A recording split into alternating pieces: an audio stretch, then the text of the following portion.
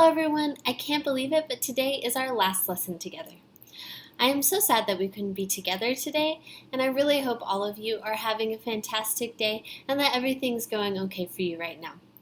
If you need any support, please don't hesitate to reach out, and I will still be available to be a support person for you. Today we're going to be talking about a more sensitive topic. We're going to talk about human trafficking and sex trafficking. This can be heavy to talk about, so if you need to talk to someone about these things, I will be posting my number below. Today you're going to watch this video and we're going to go over some warning signs, recruitment, and how to avoid being trafficked, and some support if you know of something that happens or of someone that is in risk of being trafficked. We also have a worksheet going over different types of recruiting tactics for human trafficking. So human trafficking.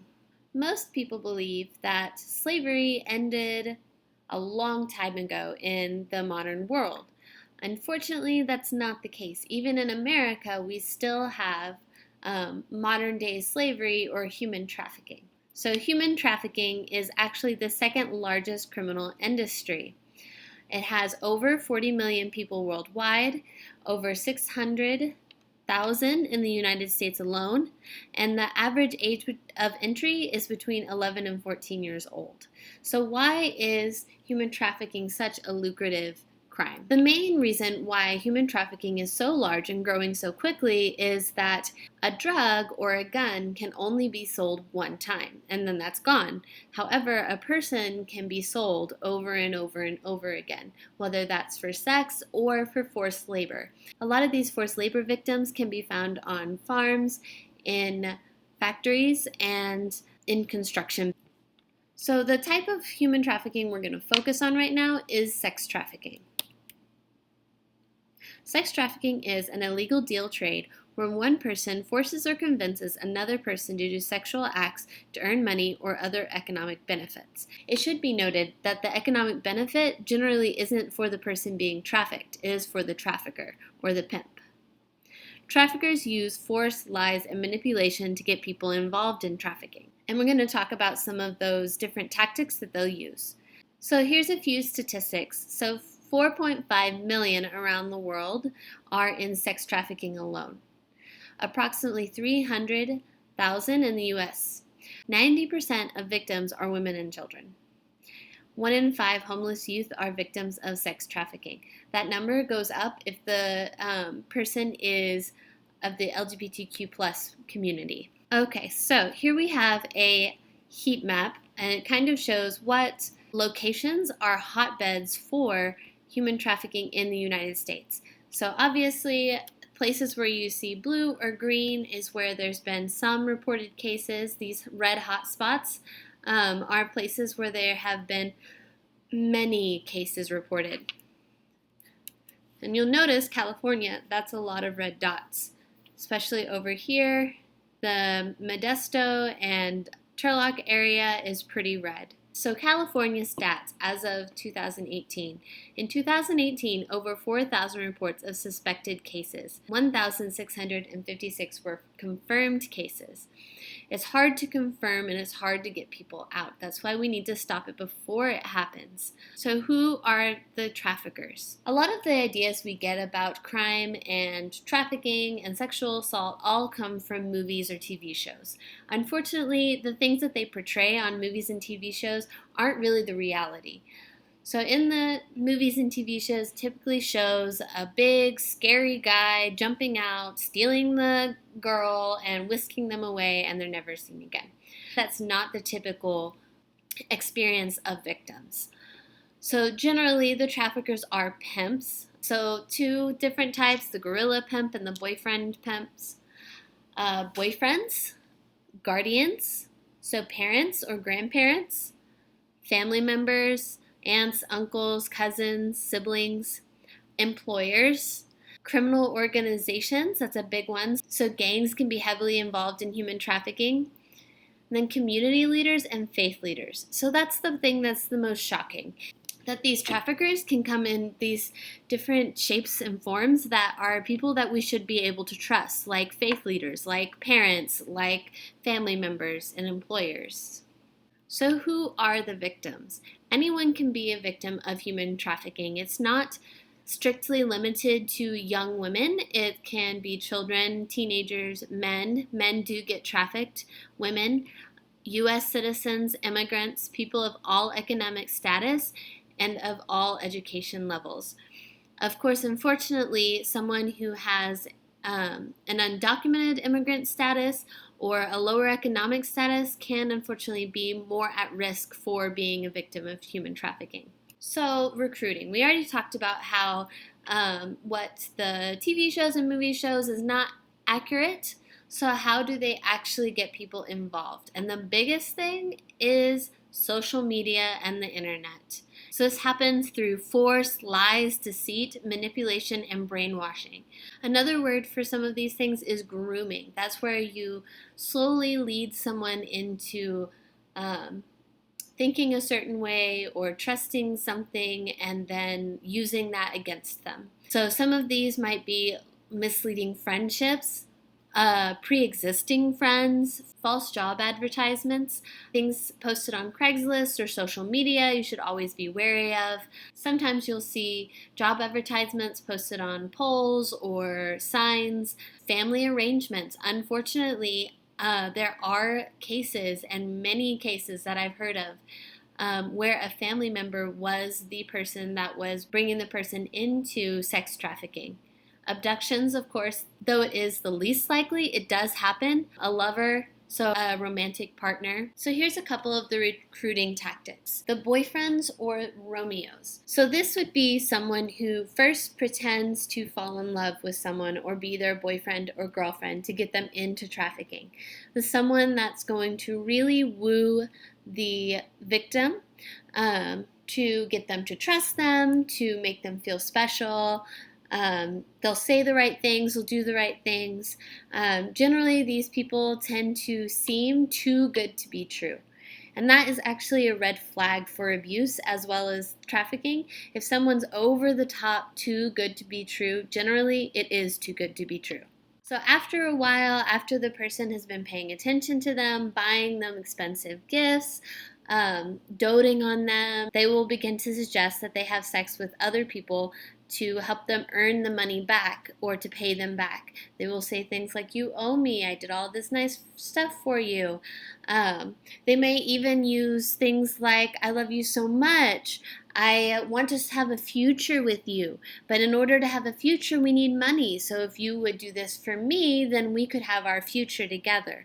So those kinds of manipulation tactics to convince the person to do things that they wouldn't normally do. So another recruiting tactic is peer pressure. So traffickers often send out their top girl, or sometimes they're called bottom girl or boy, to recruit other young people into sex trafficking. The majority of victims, almost 71%, are recruited into sex trafficking by someone that they know.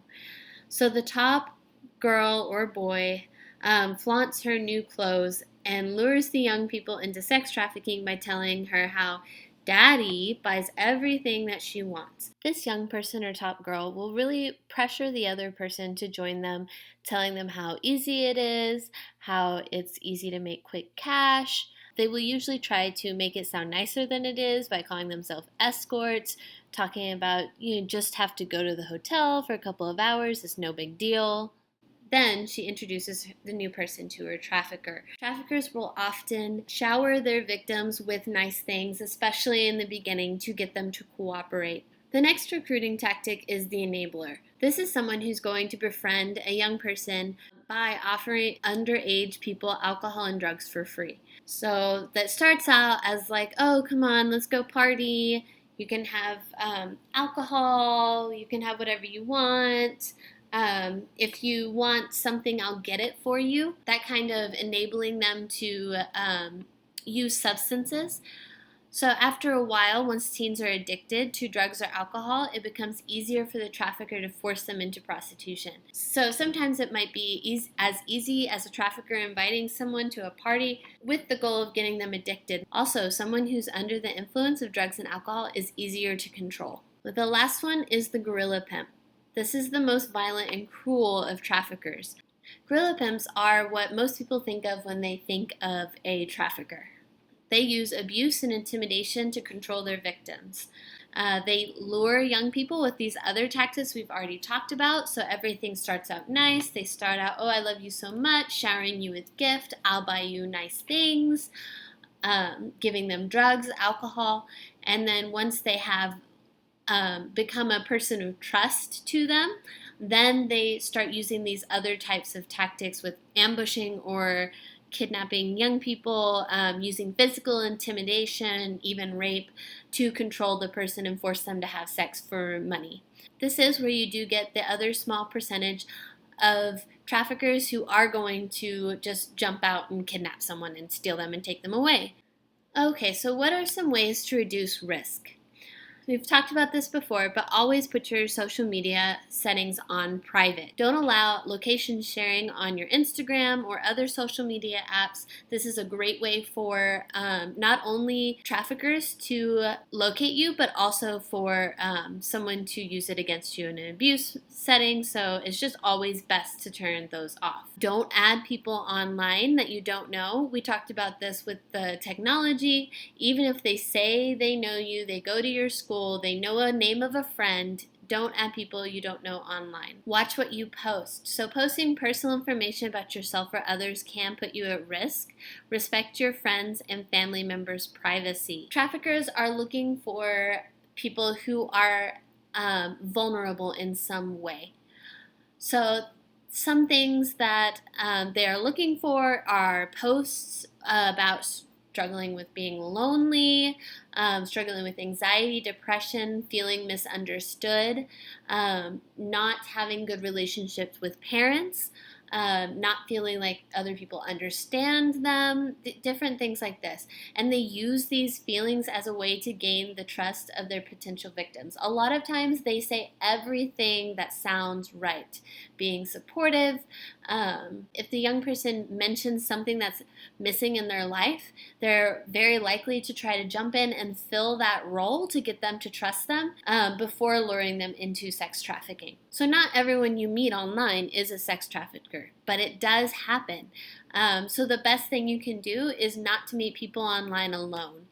So I would suggest taking a parent or another trusted adult with you to meet someone that you've met online. The last one, never go to the mall, movies, or tourist areas alone. So traffickers are looking for areas that teens are going to go to often. They're looking for crowded places where someone is not necessarily going to notice what's going on. So, what are the signs? A couple of signs: has an older boyfriend or girlfriend, much older usually, so say someone in their mid to late 20s or 30s, dating someone that is of high school age, carries multiple cell phones, unexplained bruises or injuries, tattoos or brandings, especially with gang tats, sudden change in wardrobe. So we already discussed how they like to give clothing and nails and makeup and that type of thing to their potential victims. So suddenly dressing much nicer or much more revealing than they were in the past could be a sign that someone may be being trafficked. Is not able or allowed to speak for themselves, claims of just visiting the area and unable to clarify where they're staying, numerous inconsistencies in their stories. The last sign we're going to talk about is that the prostitute or escort is under the age of 18 or they have a pimp. So those are major red flags. There is no such thing as child prostitution. If a child or someone under the age of 18, it is automatically considered human trafficking. If a pimp is involved, then it is almost always human trafficking. So what do you do if you ever hear of anything like this happening in our area? So here are a couple of human trafficking resources. There's the traffickingresourcecenter.org. There's the Polaris Project email. The phone number is a great one. You can text help or info to Be Free 233-733, or of course you can reach out to myself. My number is on the bottom there, and I am available at any time. Also, Haven Women's Center does have a human trafficking department and can help in these situations. Well, that's all I have for you today. I'm so thankful that we got to meet, even if it was just online. The last thing we need to do for the HREP portion of this program is a survey. This survey is super important for our program. In your Google Classroom, you will notice a link to the survey. The survey should only take about 15 minutes. Before you can take the survey, there has to be a code that is generated to let you into the system. The surveys are 100% confidential. Your name is attached to a number. So that is why before you're able to take the survey, you have to text my number to get the code so you can take the survey. It does show me who does and doesn't take the survey, but beyond that, your numbers are not connected to your name. If I'm not able to get into contact with you, I will have to start calling everyone, which is not fun for me and not fun for you. So I would encourage you to please try to text me, reach out, make sure that you get that done. We will be having a raffle. For everyone that completes the survey, their name goes into a drawing for a free Chromebook. Thank you so much for your help in completing this task of getting these surveys done. I really appreciate it, and it will save so much time later for both me and you. Feel free to reach out if you need anything at all, and I hope you have a wonderful summer.